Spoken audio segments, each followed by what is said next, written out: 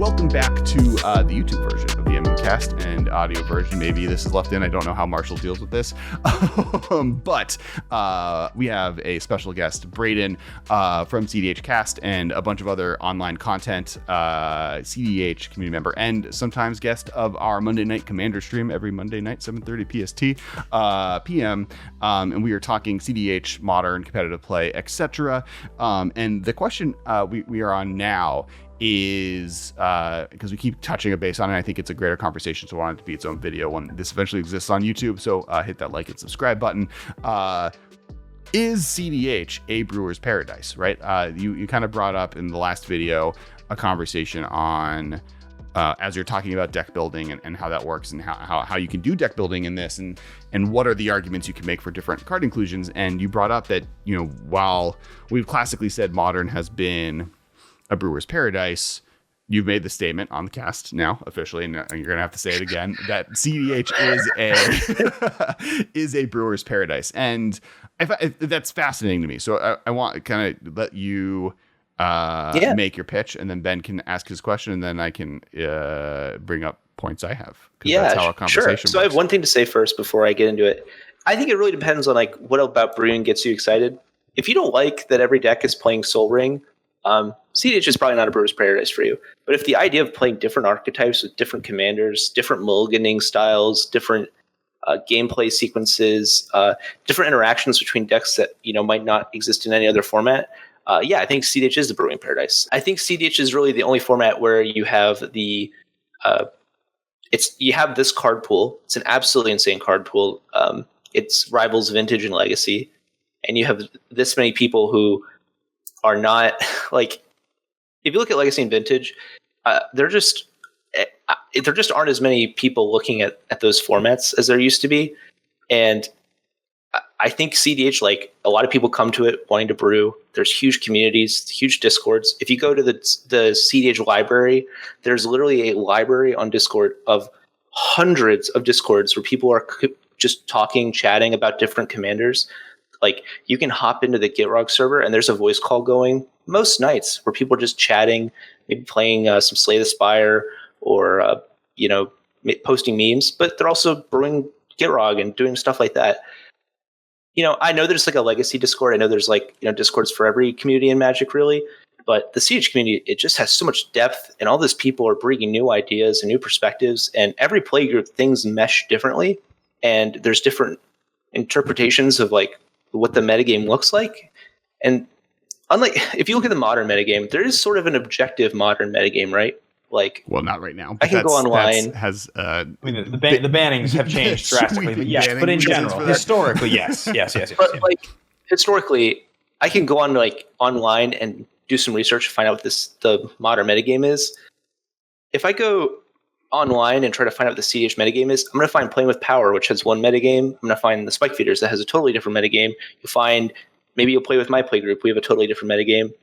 We're all playing the same format, but because like these formats are we all kind of play in little pods of people, little groups. It's just so diverse, and those groups have their own what's normal, what's not normal. Some people play lots of stacks, some people play lots of Turbonaws. I just think you can find a group that plays the way you want to play, and you can challenge other people's groups and play the decks you want to play. It's just there's just so many options, and there's so many cards. Just love it. I guess my question is, when you talk about that, like stacks, Turbonaws, like what people do at the highest power level.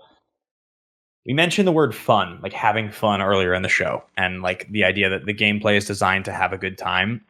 I know, as somebody who likes to brew, I want to be able to do the thing that I want to do that's cool, right? The cool idea that I have, the reason I built the deck, like whether it's the cards I want to draw or some Rube Goldberg machine, that's what I want to be able to do. But often the best way to be able to do that is to play something extremely oppressive and like knockout punch level that's not fun at all, right? Like Blood Moon in Modern is a great example classically of a card where like you would sometimes draw it in your sideboard game and it would just like end the game. Or Stony Silence in a similar fashion. Like these cards that, Lattice with Karn that was banned, right? Like there's a reason. And it's like the whole idea is that like if you get this thing, it's over.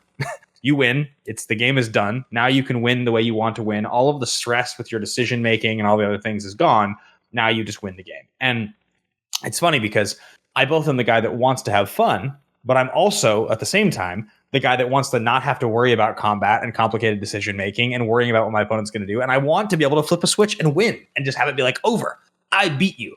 And so I guess the question there just becomes like, whether we're talking cEDH or modern, how do you guys feel about cards that do that sort of thing? Because I know we all like that feeling of I've won because it drew there's a term from a Magic article from several years ago that Jim from the Spike Feeder showed me.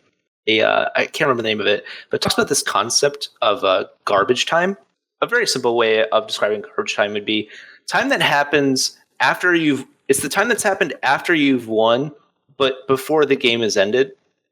Does that make sense? Yeah. So, harking back to conversations we have, Lantern control. Oh yeah. Another way of describing it that they often mention is like if you've invalidated the game in some way. So like if you've performed some action that has invalidated the decision someone else made earlier in the game.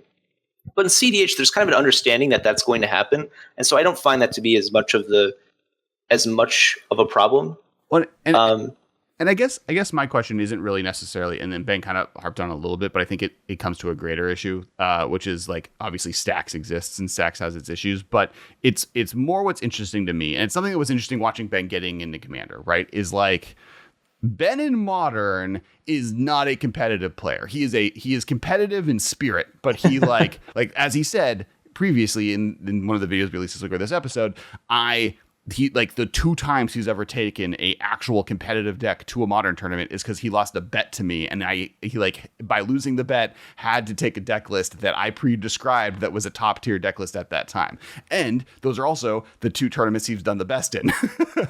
But like dragging Ben to that moment where he's gone to GPs taking Greater Gargadon, what's the 0-mana artifact list? You stack things for free. So like Closet Gix decks to a GP, and like with or like obviously there was the year we just like harped on Mir Superior, which love that year. It was great. R.I.P. Colligan's Command. Actually, it might be good now because Colligan's Command's been bad for a while, but not to just drag Ben through the dirt. But then getting him into Commander, he like his biggest complaint was the casual aspect of it, right? Was that like was the casual aspect where he like didn't want to play Commander because it was too casual. And so then with your help, we played cEDH and we got him into it. And then he found himself and I found myself in a similar rut after playing like 2-3 months of cEDH twice a month, where yes, commanders could be different. Yes, there was some variety of gameplay, but like ostensibly most of the decks that we were running into, and this was from people that also felt, we playing with Power, we played with Jim, we played with you, and like it was Thassa's Oracle, Demonic Consultation, Adnaz, everyone's playing every mana rock under the sun, or there was me playing Stacks with Birthing Pod, because if you can tell me I can play Birthing Pod in a format, I'm going to play Birthing Pod in a format. So it was one of the reasons that was interesting when you said it's a Brewer's Paradise, where like, yes, there might be things you can do that are different, but it feels like the shells of the format are more solved than in other places. I guess to me, I play a deck that, like, one of my favorite decks is, 2 of my favorite decks don't play a lot of the most common shells. Like, I have a Paco deck where I play Paco, which is a big fat dog that smacks people for lots of combat damage and wins with extra turn spells. That's the one I have like in paper right now that I'm playing. I have a Corbel deck that wins with like Looping Dockside. I think the problem is a lot of times those decks are harder to play because you just don't get the like pure, just busted card value. And then, so it's hard. I wouldn't suggest someone plays Paco who's new to the format, because you can't make a single mistake or you'll lose, because like the deck just doesn't have blue-black cards in it because it's Teamer. Another thing is, I personally, like, when I think of like a game of Magic, like the cards being this, like, it sounds so weird to say, but like the cards being the same or similar is not really that important to me. It's like the way in which they're playing out. And so like, yeah, like a lot of the Grixis decks are very similar, but there's a deck called Evolution, and it wins with Dockside Loops and Breach Loops. And there's my Corbel deck, and it wins with Dockside loops and Breach loops. The win conditions are pretty much identical, but one is Sans Black and the other is Jund, and they play nothing like each other at all. I think, obviously, if you're all playing Grixis decks and all the commanders are just generic value engines, those experiences are going to be pretty similar. But I think the reason that cEDH is a brewer's paradise is because you have this thing in the command zone that guides your deck building. Mm-hmm. It makes decisions for you in a way that's like fun and unique, and you can make it part of your identity. Like, oh, I'm the Corvold player. Oh, I'm the Paco player. Right?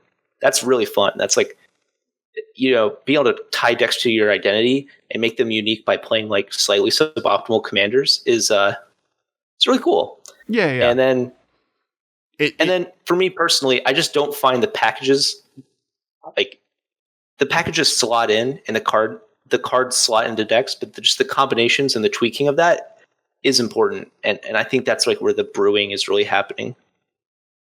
So would you almost I feel like, because to me brewing is like totally ground up new position of like ways of attacking a format, the way that in modern Amulet Titan is a good example, right? Like that took an interaction with a card that people didn't think were powerful, or even like Death Shadow, where like these are cards that were in the format for years, but someone by putting the A plus B plus C plus a card being banned, making it so I'm not playing this bad card anymore. I'm playing Thoughtseize now, though that's better. Equals winning.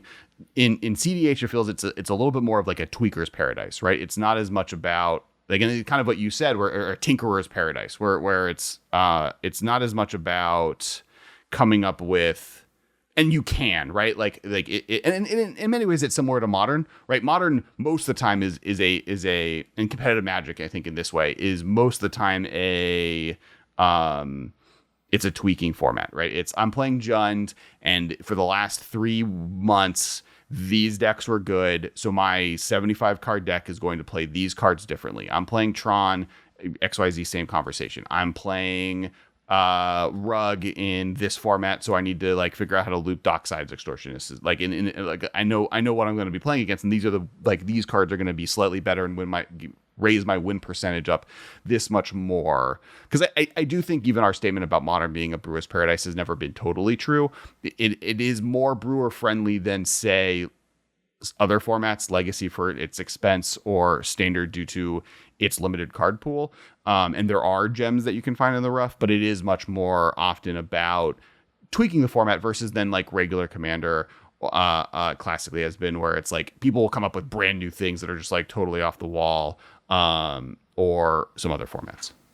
I think the Death Shadow example is really useful because I was playing Modern when Death Shadow came out, like the actual archetype.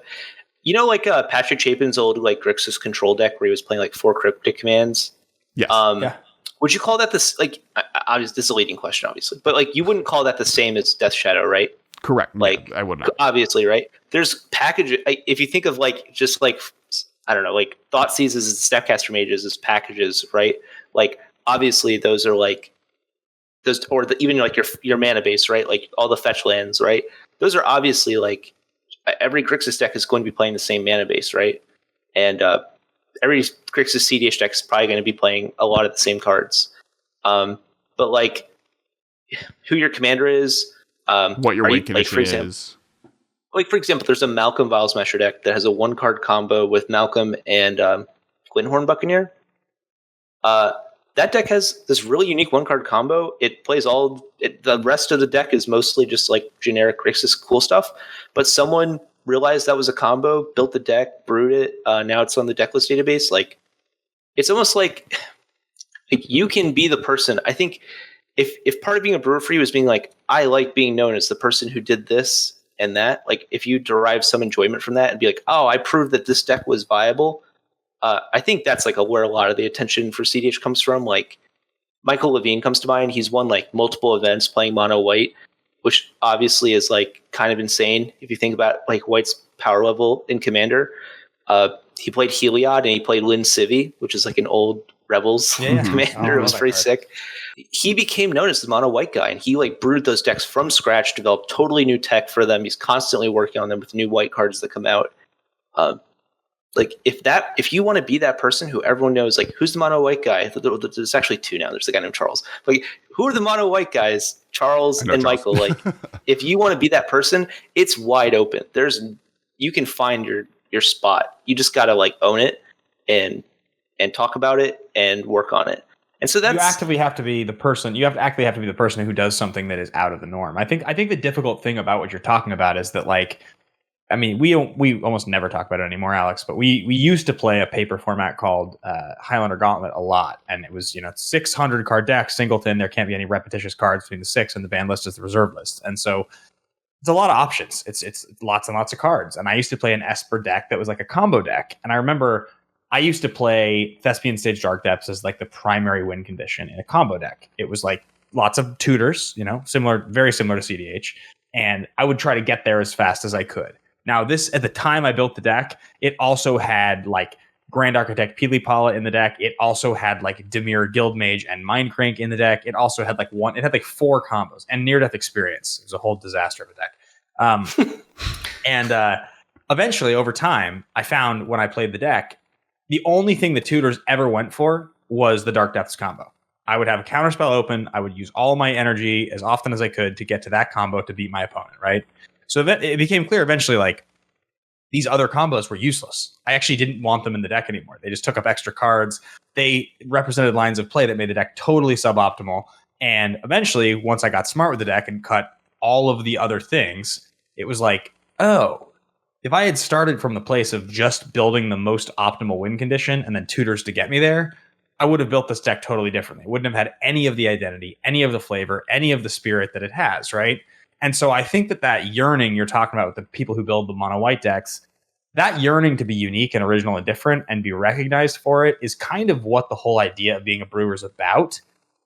It's not the optimal thing because the mono white decks you're talking about, by and large, if you were going to rank them in a vacuum, are probably not as powerful as the really, really good console decks. They just probably aren't. They probably get outclassed just barely, at least, by the best console decks, because that's a really efficient win condition with more colors available to it and better tutors. So, well, but sometimes, like, speaking of metagaming, right? Like, if you build a deck to beat the demonic consultation decks, and that's what everyone else is doing, then it doesn't matter that it's not as good at them. Like, it's not as better. It doesn't matter that in a vacuum, it against a random decks isn't going to be as good as they are, or like they're just not going to goldfish as fast. It matters that it's able to beat those decks because it was built to fight them. So I do think that, like, when looking at competitive brewing formats, right, like Modern, like cEDH, that you have the ability to metagame is something that, like, doesn't exist in regular Commander. Like, you can come up with anything in Commander, but your ability to metagame in Commander is, like, exists, right? Like, like, I should run like it's one of the reasons that you can play Pyroblast. Or right? Pyroblast, exactly, right? Like, basically the overload spells are like metagame calls in Commander, and that is because like your opponents are probably going to play at least Soul Ring, and then plus something beyond that, and the, like, ability to say, I know my opponents are going to be playing Adnaz. The fact that birthing pod, like, blood pod works. Like, I know my opponents are playing Adnaz. I know my opponents are playing artifact spells. I know that they're playing these, and the fact that I can play a green deck that can tutor for the best hate cards against those cards more efficiently than they can tutor for their win conditions, or the multiple cards they need to get to those win conditions, gives me a leg up, even though if I was playing against the, like, Garrick Planeswalker pre-release card where you just had to do 30 damage first to it and then you win, and they were playing against that card, they're winning first. Because, like, that's the vacuum, right? The like pre-made Planeswalker you have to kill that doesn't actually do anything to you. So I see that does create, like, that Brewers mentality. It's slightly different when like, I think one of the differences, like, mana bases are so perfect in Commander and the way Commander color identity works that, like, playing something that isn't Grixis or 4-color, not white, and versus in Modern, where because mana bases are much harder to kind of put together, and because fast mana doesn't really exist, your lines of what's powerful have more deviations, or what you can include in your deck is less specific. So there's like things like, am I going to play Collector Roof and rely on Dorks? Am I going to play Null Rod or Curse Totem? Like there is like there's mana attack in the format. It's just attacking the acceleration instead of the lands. Right. If that makes sense.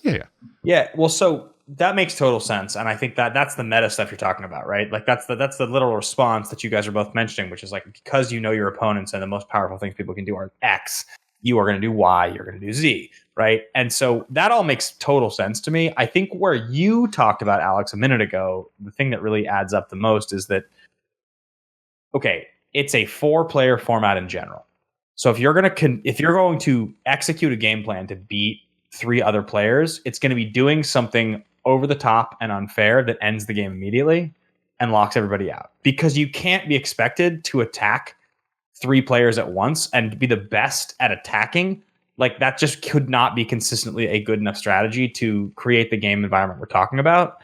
And that's where it's different than 1v1, right? Because I can have a really good deck in 1v1 that most effectively reduces your life total from 20 to 0 by playing Disruption and attacking you for chunks of damage and burning you out every turn. That's a thing that exists. It exists in Legacy. It exists in Modern, whether it's, Temur Delver, or whether you're talking about Zoo decks or Death Shadow. Like, you are attacking to win the game with Disruption and backup.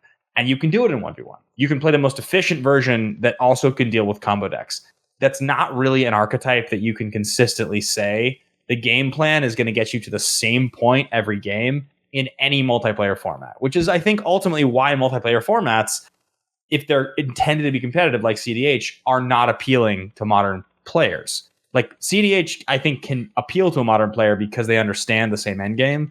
But if they're required to like get creatures in play and attack all of their opponents equally, it's a much harder to understand game state. Like that's not a game plan you can consistently execute the same way every time, right? The thing is that in cEDH, like that like game plan, it's you can have a game plan in the command zone, which I think is if you're interested in that kind of like, my game plan is to play creatures and attack with them. There are things like that. They're not combat damage. They're usually like, I play my commander has some synergy. I build up that synergy to do something totally unfair, and I win. The closest deck to like a combat thing is Paco, where you just attack people for commander damage on turn 3, which is just absolutely ridiculous. You're generally right. I think that gameplay in the command zone, though, is kind of a unique thing about Commander that kind of plays into that, like, I'll draw Lightning Bolt, I hit you with Lightning Bolt, I do think in defense of Commander to that, Ben, like, there are strategies that aren't viable in every format, right? Like there are standard formats where aggro is terrible. There are standard formats where tempo is terrible. There's standard formats where control is terrible. There's modern formats where Jund is bad, and there's never a format where Jund is bad. Jund is good always. There's there's formats where like there was a huge chunk of time where control did not exist in modern. I would say like a good like half of the format's existence, control didn't exist. There are formats where ramp was terrible in modern. Only until like the last 2 years did ramp really become a format defining effect. And that's true of aggro. That's true of even the definition of like what burn is doing is different and what tempo is, right? Like again, and even like conversations on how to attack archetypes in modern, for a long time, the best tempo deck was Infect. Like, Delver hasn't been good in modern basically since year 1, and like in Geist as well, RIP. But like Delver type strategies where you play a threat, you interact with your opponent enough where they can't kill you, and you protect your threat from any interaction they have to stop it, is the definition of tempo, and that's what Infect was. But like, if you were to ask someone, is Infect a combo deck or a tempo deck, they would probably argue that it's a combo deck. So it's like weird, like what is viable in a metagame, I think is like always not necessarily going to have every representation of playstyle. Vintage is another good example, right? Like there are just like archetypes that don't exist in Vintage. Legacy, I would say, Alex, though, that Vintage is closest to EDH when you're talking about the difference in variable because of the power level. The reason I say the thing I say, I agree with everything you just said. Everything you just said is correct, right? Like like format to format, the strategies that are viable. Multiplayer is not the only factor on that. Is I guess what I was saying.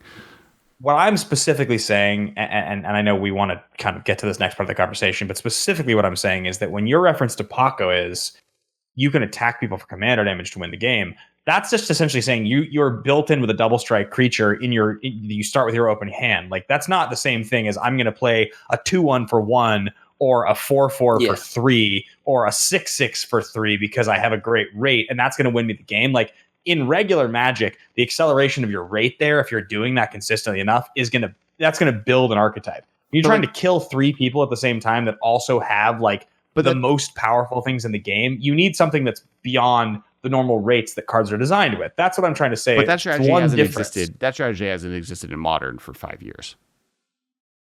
Like I play Death Shadow is I'm playing a really powerful creature and protecting it, a 6/6 or something that's bigger than a 6/6 because Death Shadow can be like a 10/10 or a 12/12, and I'm protecting it and killing your stuff and then killing you by attacking you. I don't think that's any different than Paco. It's I'm playing one threat that's really really big, and I'm playing a bunch of other cards to stop you from stopping me from killing you with it.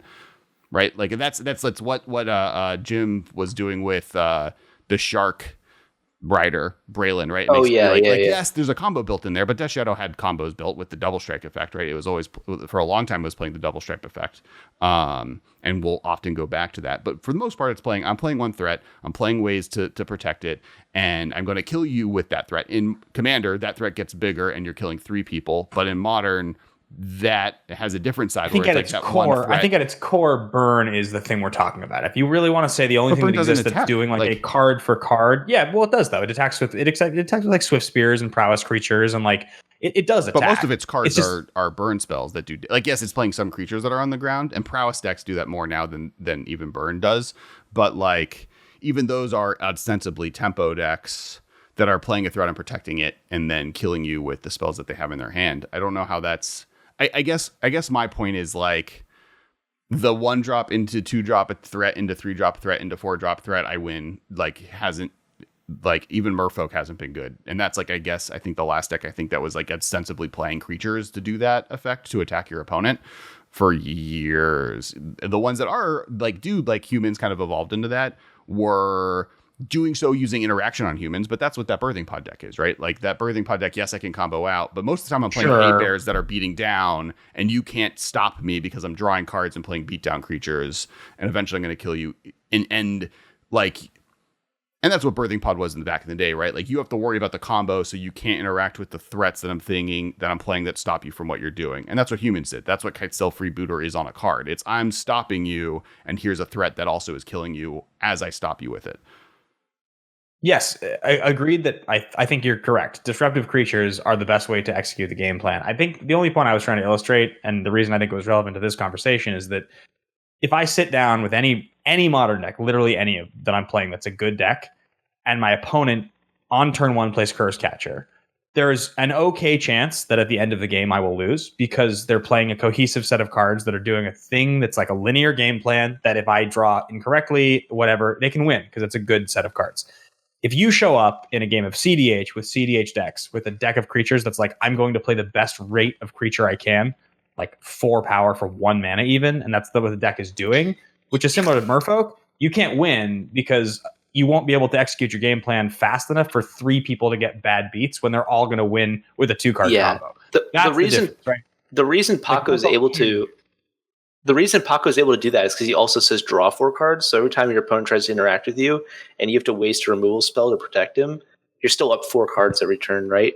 Like there's just that, like every time you play a creature with a body in Commander, you're like down a card, unless it generates some type of value on its own. But that's true in Modern, right? Like that's like, yes, it's 1v1. So the value isn't there, but like the quality of cards that exist in that every format now, thank you 2020, is so high that like playing Lord of Atlantis doesn't do anything anymore, right? Like, do you disagree with what I'm saying though? That if like you sit down with the optimal build of Merfolk and I sit down with the optimal build of like whatever the deck of the week in Modern is, if I draw kind of badly and you just draw normally, you'll win the game within 6 turns. Versus like every single person in a game of cEDH could draw poorly 6 turns. If I had the best creatures available, eventually one of them would draw to win the game.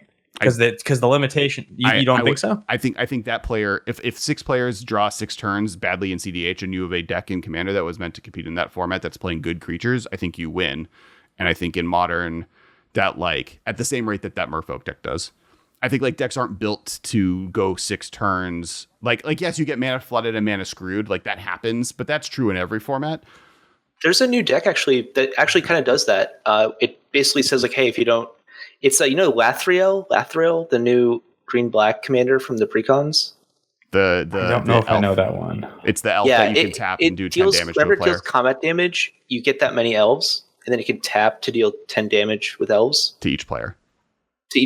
Oh, yeah. There's a deck now that's just, all it does is it just like casts Invigorate and pump spells on the commander to make like 10 elves, and then each turn it just taps to deal 10 damage to everyone, and then just puts a clock on people to be like, all right, played my commander on turn 1, turn 2 I made 10 elves, turn 3 I'm just going to start dealing 10 to you. And I think that's kind of my point, is like the deck you described, the Merfolk deck, which is, I guess, our baseline here, is able to win games in Modern because that is the most efficient way of doing that. And maybe this elf deck sounds like it's possibly that in cEDH, but that's like, it's metagame dependent, right? Like in Legacy, that deck is even rarer. And in Modern, it's rare. Like, yes, Merfolk might beat down on the person who stumbles 1 out of 5 games, but that happening to them is rare enough where that deck hasn't been good for 4 years. And I guess that's my point, is like, the example you're giving of, I can sit down with my creature deck and once in a while my opponents will be mana screwed, and so I'll be able to beat them one time. Like, that exists in cEDH. Like, it's not what you described to replay a 1-drop into a 2-drop creature into a, you're not like, but no one's playing limited, right? Like, if I took a limited deck to a Modern tournament, I'm also just going to lose, but I might win one game. And I don't get, maybe that's not viable in Commander, but I don't think that is a fair. People bring casual decks to cEDH pods and win games because, like, if you think about it, like, if your cards are bigger, sometimes you'll just win.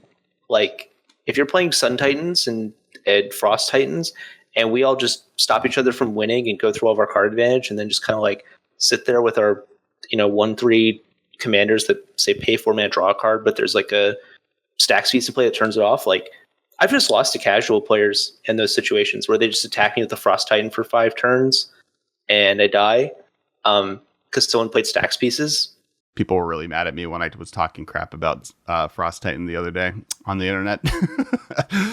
Yeah, I think the conditions, of course, in any format can exist where, like, by stumbling or what your opponent is doing specifically interacts in a way that beats you. I guess my only point, guys, is that, like, while everything we said about Modern is true and what you said about the elf deck is also true, that's also tapping cards to create a situation where you're doing parallel to 3 players.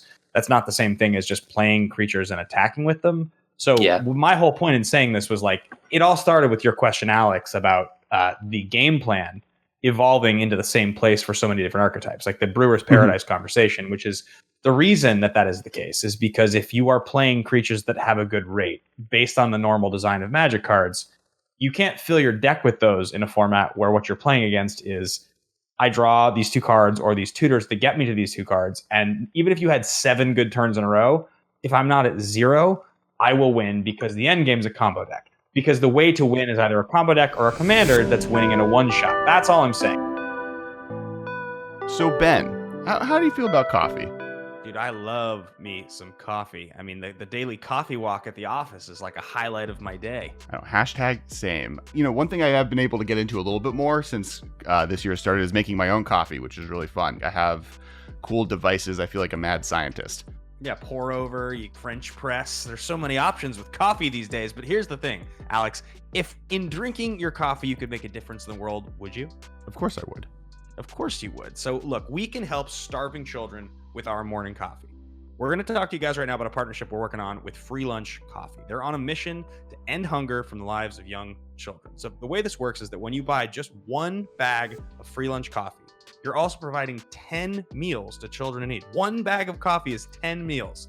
Free Lunch Coffee gives away 50% of the money they make to end hunger in the lives of young children. Their coffee is specialty grade, it's certified organic, fair trade, and they offer 100% happiness guarantee for 30 days. So if you don't love their coffee, they'll just give you a full refund. Yeah, and they also have these awesome tumblers and mugs. Who doesn't love collecting different cups to drink out of, especially if you spill a lot like me? They're great. Definitely check them out. They're actually offering through us a 10% discount code. So to our loyal listeners, all y'all friends, if you use the code MMCast at checkout, you'll get 10% off and they'll know that we sent you.